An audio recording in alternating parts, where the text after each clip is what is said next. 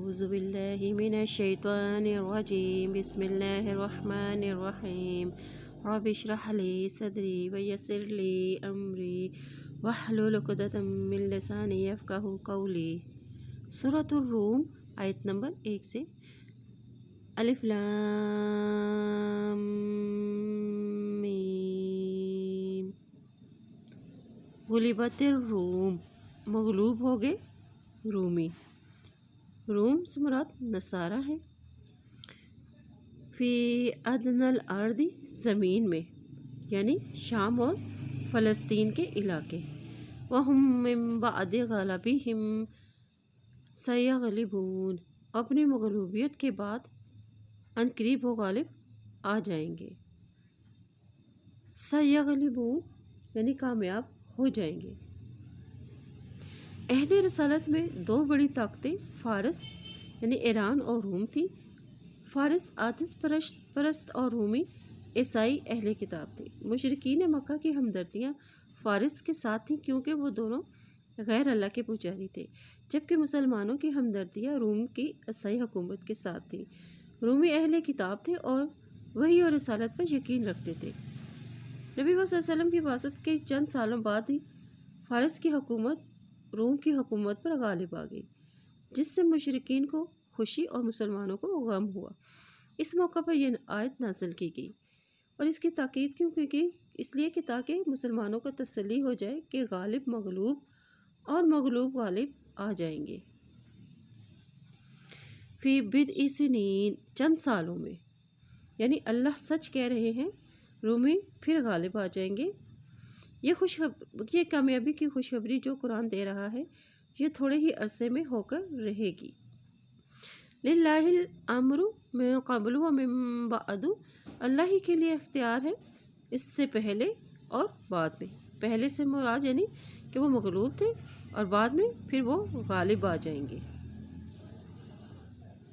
یہ سب اللہ کے اختیار میں ہے وَيَوْمَئِذٍ يَفْرَحُ الْمُؤْمِنُونَ اور اس دن یعنی اس فتح کے دن خوش ہو جائیں گے مومن رومی 9 سال کی مدت کے اندر یعنی 7ویں سال دوبارہ فارس پر غالب آ گئے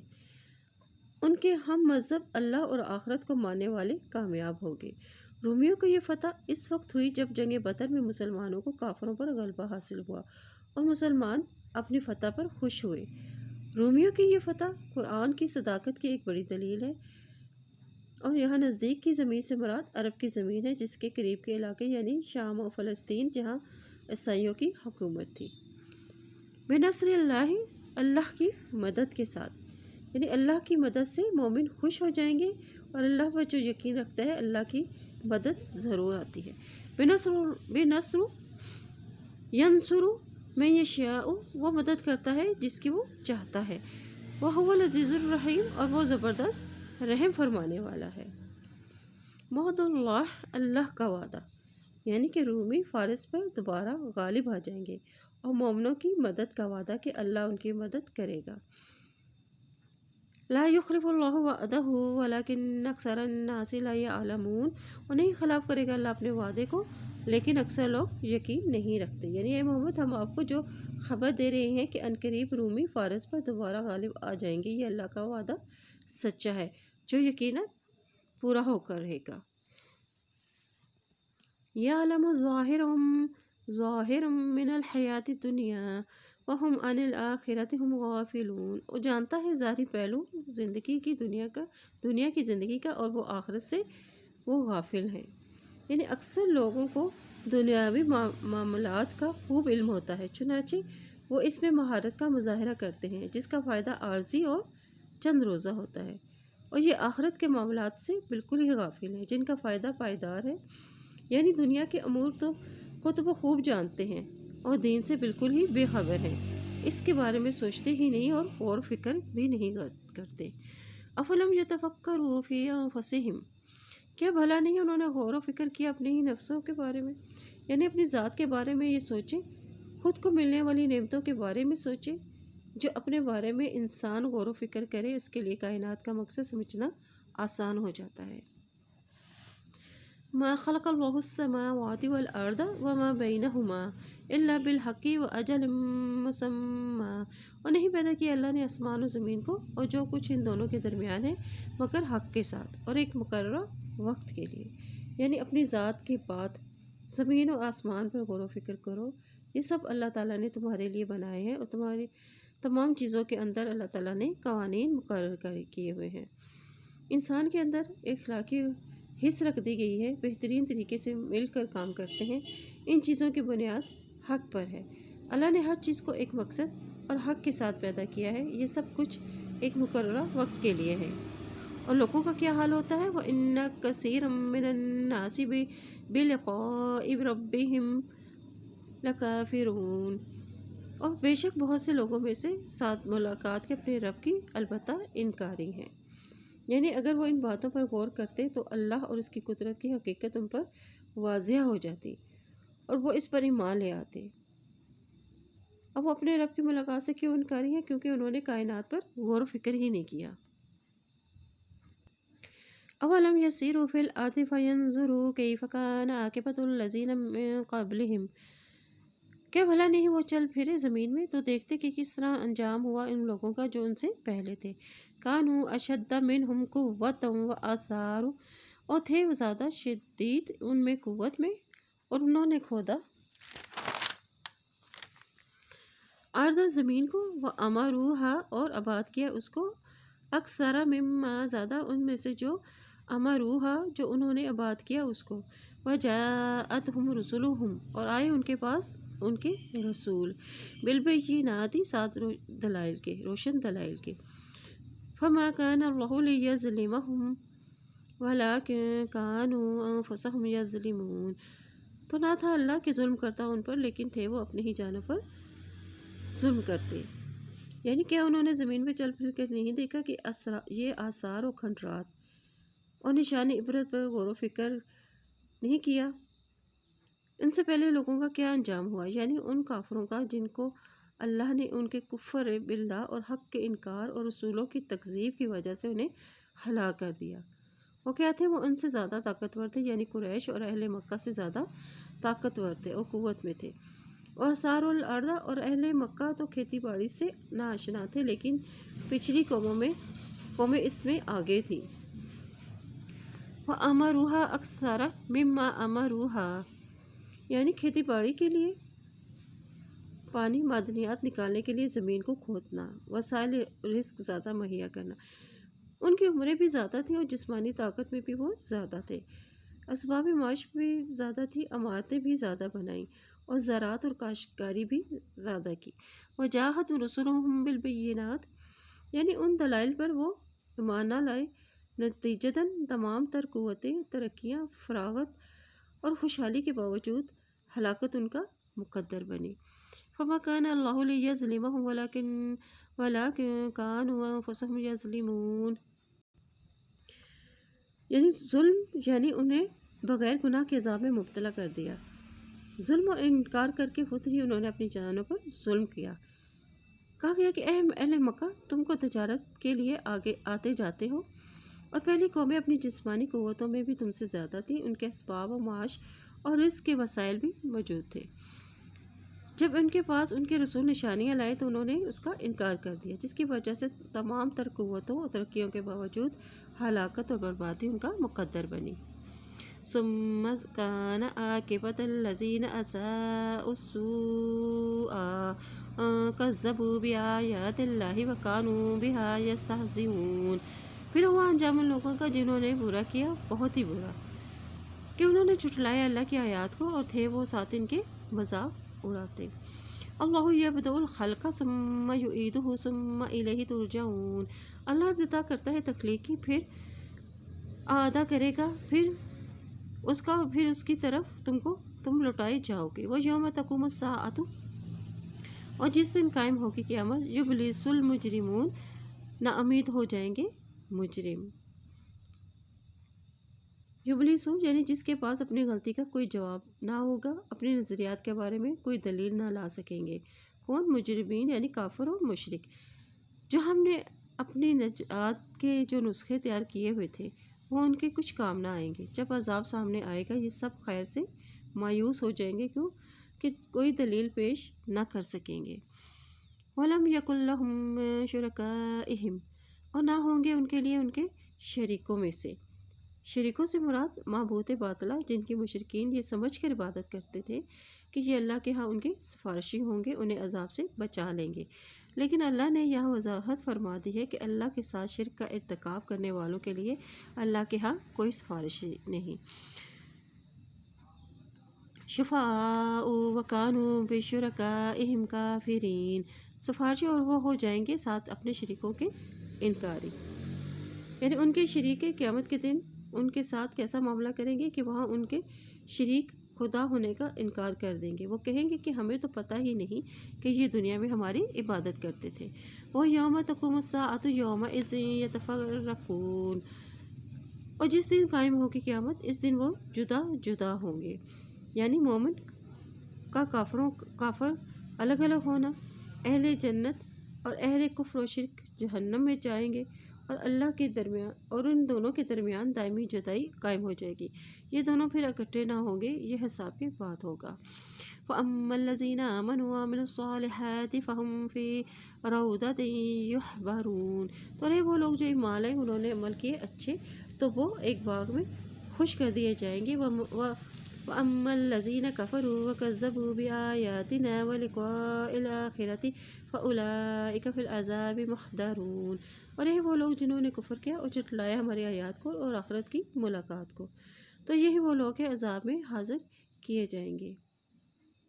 یعنی انہیں عذاب میں ڈالنے کی وجہ بیان کر دی گئی ہے، ان کا کفر ہے اور رسولوں ہماری آیات کو جھٹلانا ہے اور آخرت پر ان کا یقین نہیں ہے۔ فَسُبْحَانَ اللَّهِ حِينَ تُمْسُونَ وَحِينَ تُصْبِحُونَ وَلَهُ الْحَمْدُ فِي السَّمَاوَاتِ وَالْأَرْضِ وَعَشِيًّا وَحِينَ تُظْهِرُونَ، سبحان پاک ہے اللہ جب تم شام کرتے ہو اور جب تم صبح کرتے ہو، اس کے لیے ہے تعریف آسمان و زمین میں، تیسرے پہر اور جس ٹائم تم ظہر کرتے ہو، یعنی صبح شام کی تسبیح بیان کرنا۔ حین تمسون وحین تصبحون وعشیا وحین تظہرون، یعنی اس میں نمازوں کے ان آیات میں 5 نمازوں کے اوقات بیان کر دیے گئے ہیں۔ یخرج الحی من المیت ویخرج المیت من الحی ویحیی الارض بعد موتها وکذالک تخرجون، وہ نکالتا ہے زندہ کو مردہ سے اور نکالتا ہے مردہ کو زندہ سے، اور زندہ کرتا ہے زمین کو اس کی موت کے بعد، اسی طرح تم سب اٹھائے جاؤ گے۔ یعنی زمین میں ہونے والی تبدیلیوں میں یہ ہے کہ کوئی جی رہا ہے اور کوئی مر رہا ہے، بارش برسا کر مردہ زمین سے معدات پیدا ہوتی ہیں، اور اگر بارش سے اتنی ساری چیزیں پیدا ہوتی ہیں تو تم بھی دوبارہ زندہ کیے جاؤ گے، یعنی قبروں سے نکال کے زندہ کیے جاؤ گے۔ وَمِنْ آيَاتِهِ أَنْ خَلَقَكُم مِّن تُرَابٍ ثُمَّ إِذَا أَنْتُمْ بَشَرٌ تَنتَشِرُونَ، اور اس کی نشانی میں سے ہے کہ اس نے پیدا کیا تم کو مٹی سے، پھر جب تم انسان ہو پھیلتے چلے جا رہے ہو، یعنی انسان کی تخلیق کا ذکر ہے کہ انسان کی پیدائش مٹی سے ہوئی۔ وَمِنْ آيَاتِهِ أَنْ خَلَقَ لَكُم مِّنْ أَنفُسِكُمْ أَزْوَاجًا لِتَسْكُنُوا إِلَيْهَا وَجَعَلَ بَيْنَكُم مَّوَدَّةً وَرَحْمَةً إِنَّ فِي ذَلِكَ لَآيَاتٍ لِقَوْمٍ يَتَفَكَّرُونَ، اور اس کی نشانی میں سے ہے کہ اس نے پیدا کیا تمہارے لیے تمہارے نفسوں سے جوڑے تاکہ تم سکون پاؤ اس کی طرف، اور اس نے ڈال دی تمہارے درمیان محبت اور رحمت، بے شک البتہ اس میں نشانی ہے ان لوگوں کے لیے جو غور و فکر کرتی ہے۔ وَمِنْ آيَاتِهِ خَلْقُ السَّمَاوَاتِ وَالْأَرْضِ وَاخْتِلَافُ أَلْسِنَتِكُمْ وَأَلْوَانِكُمْ إِنَّ فِي ذَلِكَ لَآيَاتٍ لِلْعَالِمِينَ، اور اس کی نشانی میں سے ہے پیدائش آسمان اور زمین کی اور اختلاف ہے تمہاری زبانوں اور رنگوں کا، اور بے شک اس میں البتہ نشانی ہے علم والوں کے لیے، یعنی آسمان اوپر اور زمین نیچے دونوں ایک دوسرے سے دور ہیں، ان کے تعاون سے سارے کام ہو رہے ہیں۔ السنتکم یعنی زبان، آواز، لہجے اور ایک دوسرے سے مختلف ہے، ادائیگی اور انداز گفتگو بھی مختلف ہے۔ انسان مٹی سے بنایا ہے، پھر اس کے اندر جذبات دیے گئے اور ایک جیسی ساخت بنے گی۔ اس کے باوجود زبان اور لہجہ اور ہنسنے کی آوازوں میں فرق ہے۔ الوانکم یعنی اسی طرح ان کے رنگ بھی مختلف ہے، کوئی گورا، کوئی کالا اور کوئی گندمی رنگ والا، اور ان کے چہرے کے خط و خال بھی، جسمانی ساخت بھی، قد و قدامت بھی مختلف ہے۔ یہ اللہ کی قدرت کا کمال ہے کہ پھر بھی کسی ایک ملک کے باشندے کسی دوسرے ملک کے باشندوں سے الگ ہی معلوم ہوتے ہیں۔ وَمِنْ آيَاتِهِ مَنَامُكُمْ بِاللَّيْلِ وَالنَّهَارِ وَابْتِغَاؤُكُمْ مِنْ فَضْلِهِ إِنَّ فِي ذَلِكَ لَآيَاتٍ لِقَوْمٍ يَسْمَعُونَ۔ اور اس کی نشانی میں ہے سونا تمہارا اور رات کو اور دن کو تلاش کرنا ہے تمہارا اس کے فضل میں سے، بے شک اس میں البتہ نشانی ہے اس قوم کے لیے جو سنتے ہوں۔ یعنی نیند کا آنا باعث سکون ہے، اور کاروبار اور تجارت کے ذریعے اللہ کا فضل حاصل کرو۔ انسان کے لیے اجر و ثواب کمانے کے لیے اس میں آزمائشیں رکھ دی گئی ہیں، یعنی سونا بھی عبادت ہے اور رزق کمانا بھی عبادت ہے۔ وَمِنْ آيَاتِهِ يُرِيكُمُ الْبَرْقَ خَوْفًا وَطَمَعًا وَيُنَزِّلُ مِنَ السَّمَاءِ مَاءً فَيُحْيِي بِهِ الْأَرْضَ بَعْدَ مَوْتِهَا إِنَّ فِي ذَلِكَ لَآيَاتٍ لِقَوْمٍ يَعْقِلُونَ۔ اور اس کی نشانی میں ہے وہ دکھاتا ہے خوف و امید کے ساتھ، اور اتارتا ہے آسمان سے پانی، پھر وہ زندہ کرتا ہے ساتھ ہی اس کے زمین کو اس کی موت کے بعد۔ بے شک اس میں البتہ نشانی ہے اس قوم کے لیے جو عقل رکھتی ہو۔ یعنی آسمان سے بجلی چمکتی ہے تو تم ڈر جاتے ہو کہیں یہ بجلی گرنے سے یا زیادہ بارش ہونے کی وجہ سے تمہاری کھیتیاں برباد نہ ہو جائے۔ بارش میں امید بھی ہے اور خوف بھی، خوف کہ بجلی میرے اوپر نہ آ گرے یا میری کھیتیاں خراب ہو جائیں گی، اور امید یہ ہے کہ بارش ہوگی تو فصل اچھی ہوگی، کھیتی اور فصل زیادہ ہوگی۔ اسی طرح ہر انسان کے اندر خیر و شر بھی ہوتا ہے، تضاد اللہ نے اس کائنات میں رکھے ہیں۔ وَمِنْ آيَاتِهِ أَن تَقُومَ السَّمَاءُ وَالْأَرْضُ بِأَمْرِهِ ثُمَّ إِذَا دَعَاكُمْ دَعْوَةً مِّنَ الْأَرْضِ إِذَا أَنْتُمْ تُخْرُجُونَ۔ اور اس کی نشانی میں سے ہے کہ قائم ہے آسمان و زمین ساتھ اس کے حکم سے، پھر وہ پکارے گا تم کو پکارنا زمین سے، تب تم نکالے جاؤ گے۔ یعنی جب قیامت برپا ہوگی تو آسمان زمین کا یہ سارا نظام درہم بھرہم ہو جائے گا اور تمام انسان قبروں سے زندہ ہو کر نکل آئیں گے۔ وَلَهُ مَا فِي السَّمَاوَاتِ وَالْأَرْضِ كُلٌّ لَهُ قَانِتُونَ۔ اور اسی کے لیے ہے جو کچھ آسمان و زمین میں ہے، سب کے سب اسی کے فرما بردار ہیں۔ هُوَ الَّذِي يَبْدَأُ الْخَلْقَ ثُمَّ يُعِيدُهُ وَهُوَ أَهْوَنُ عَلَيْهِ وَلَهُ الْمَثَلُ الْأَعْلَىٰ فِي السَّمَاوَاتِ وَالْأَرْضِ وَهُوَ الْعَزِيزُ الْحَكِيمُ۔ اللہ وہ ذات ہے جو ابتدا کرتا ہے تخلیق کی، پھر وہ لوٹائے گا اس کو، پھر وہ زیادہ آسان ہے اس پر، اور اسی کے لیے ہے سب سے بلند مثال آسمان اور زمین میں، اور وہ زبردست اور حکمت والا ہے۔ وَلَهُ الْمَثَلُ الْأَعْلَىٰ یعنی اونچی شان اللہ کی ہے۔ اللہ کی صفات و تعریف، اتنے کمالات اور عظیم قدرتوں کا مالک، تمام مثالوں سے اعلیٰ اور برتر ہے۔ ضرب لكم مثلا من أنفسكم هل لكم مما ملكت أيمانكم من شركاء فيما رزقناكم فأنتم فيه سواء تخافونهم كخيفتكم أنفسكم كذلك نفصل الآيات لقوم يعقلون۔ ضرب لکم اس نے بیان کی ہے تمہارے لیے، مثلا من انفسکم ایک مثال تمہارے ہی نفسوں میں سے۔ کیا تمہارے لیے اس میں جو مالک ہے تمہارے دائیں ہاتھ کچھ شریک ہے اس میں جو رزق دیا تم نے ان کو، تو تم اس میں برابر ہو، تم ڈرتے ہو ان سے مانند ڈرنا تمہارے اپنے ہی نفسوں سے۔ اس طرح ہم کھول دیتے ہیں آیات ان لوگوں کے لیے جو عقل رکھتی ہو۔ یعنی توحید کی مثال بیان کی گئی ہے انسان کی مثال سے، یعنی جب تم یہ پسند نہیں کرتے کہ تمہارے غلام یا نوکر چاکر جو تمہارے ہی جیسے انسان ہیں وہ تمہارے مال و دولت میں شریک ہو اور تمہارے برابر ہو جائیں، تو پھر یہ کس طرح ہو سکتا ہے کہ اللہ کے بندے چاہے وہ فرشتے ہوں یا پیغمبر ہوں اولیاء ہوں وہ اللہ کے ساتھ شریک ہو جائے، جبکہ وہ بھی اللہ کے غلام اور اس کی مخلوق ہے۔ جس طرح پہلی بات نہیں ہو سکتی یعنی غلام و نوکر تمہارے برابر نہیں ہو سکتے، اسی طرح دوسری بات یعنی اللہ کو ان کے برابر قرار دے دینا، ان کی عبادت کرنا، ان سے حاجت روا رکھنا بھی یکسر غلط ہے۔ کیا تم اپنے غلاموں سے اس طرح ڈرتے ہو کہ تم آزاد لوگ آپس میں ایک دوسرے سے ڈرتے ہو، یعنی جس طرح مشترکہ کاروبار یا جائیداد میں سے خرچ کرتے ہوئے ڈرتے ہو کہ کہیں دوسرے شریک پاس پرس کریں گے، کیا تم اپنے غلاموں سے اسی طرح ڈرتے ہو؟ یعنی تم نہیں ڈرتے۔ ان آیات سے عقل والوں کے لیے ہی نصیحت حاصل کرتے ہیں، اللہ اور مخلوق اللہ کے برابر نہیں ہو سکتے۔ بل اتبع الذین ظلموا اہواءهم بغیر علم فمن یہدی من اضل اللہ وما لهم من ناصرین۔ بلکہ پیروی کی ان لوگوں نے جنہوں نے ظلم کے اپنی خواہشات کی بغیر علم کے، تو کون ہدایت دے سکتا ہے جس کو گمراہ کرتے اللہ، اور نہیں ان کے لیے کوئی مددگار۔ یعنی اس حقیقت کا انہیں ادراک ہی نہیں ہے، اس بے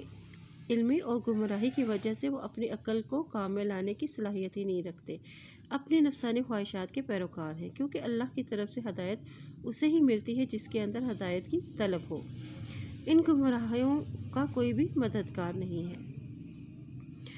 فَأَقِمْ وَجْهَكَ لِلدِّينِ حَنِيفًا فِطْرَتَ اللَّهِ الَّتِي فَطَرَ النَّاسَ عَلَيْهَا لَا تَبْدِيلَ لِخَلْقِ اللَّهِ ذَلِكَ الدِّينُ الْقَيِّمُ وَلَكِنَّ أَكْثَرَ النَّاسِ لَا يَعْلَمُونَ۔ بس قائم کرو اپنے چہرے کو دین کے لیے یکسو ہو کر، یعنی اللہ کی توحید اور اس کی عبادت پر قائم رہیں۔ دین اسلام انسان کی فطرت میں ہے، انسان میں رس بس گیا ہے۔ فطرت اللہ اس سے مراد توحید اور اسلام ہے۔ فطرت حق کو قبول کرنے کی استعداد ہے، وہ صلاحیت جو انسان کے اندر رکھی دین پر چلنے کے لیے، یہ صلاحیت کہ انسان اپنے رب کو پہچان لے۔ وجہک للدین حنیفا یعنی نبی اور آپ کے ساتھیوں کو دین پر جمے رہنے اور کچھ احکام دیے جا رہے ہیں۔ لا تبدیل لخلق اللہ یعنی نہیں ہے کوئی تبدیلی اللہ کی ساخت میں، یعنی اللہ کی فطرت کو تبدیل نہ کرو، بلکہ صحیح تربیت کے ذریعے ان کی نشوونما کرو تاکہ وہ ایمان و توحید بچوں کے دل و دماغ میں راسخ ہو جائے، اور اللہ کی بنائی ہوئی ساخت میں بھی تبدیلی نہ کرو۔ ذالک الدین القیم یہی دین درست دین ہے، یعنی یہ وہ دین جس کی طرف یکسو اور متوجہ ہونے کا حکم دیا گیا ہے، جو فطرت کا تقاضا ہے، یہی درست دین ہے۔ خود ساختہ تعویلیں نہیں کرنی چاہیے بلکہ اصل دین کی پیروی کریں۔ اکثر لوگ اس کی حقیقت کو نہیں جانتے اور دین اسلام سے ناآشنا رہتے ہیں، اور مخلوق کو خالق سمجھنا فطرت کے خلاف ہے، اور فطرت انسان کے اندر دین کو قبول کرنے کی صلاحیت موجود ہے۔ وَلَكِنَّ أَكْثَرَ النَّاسِ لَا يَعْلَمُونَ لیکن اکثر لوگ نہیں جانتے۔ مُنِيبِينَ إِلَيْهِ وَاتَّقُوهُ وَأَقِيمُوا الصَّلَاةَ وَلَا تَكُونُوا مِنَ الْمُشْرِكِينَ، اور رجوع کریں اس کی طرف اور ڈرو اس سے، اور قائم کرو نماز اور نہ تم ہو جاؤ مشرکین میں سے۔ یعنی دین کی بنیادی خصوصیات بیان کی گئی ہیں کہ اللہ کی طرف رجوع کریں، اس کا تقوی اختیار کریں اور نماز ادا کریں، یعنی ایمان و تقوی اور نماز سے گریز کر کے مشرکین میں سے نہ ہو جاؤ، پوری طرح سے اللہ کا ہو کر رہنا۔ من الذین فرقوا دینهم وکانوا شیعا کل حزب بما لدیہم فرحون، ان لوگوں میں سے جنہوں نے ٹکڑے ٹکڑے کر دیا اپنا دین اور ہو کے گروہ، اور ہر گروہ ساتھ اس کے جو ان کے پاس ہے وہ خوش ہیں۔ یعنی حقیقی دین اسلام جس کی دعوت تمام انبیاء اکرام نے کی،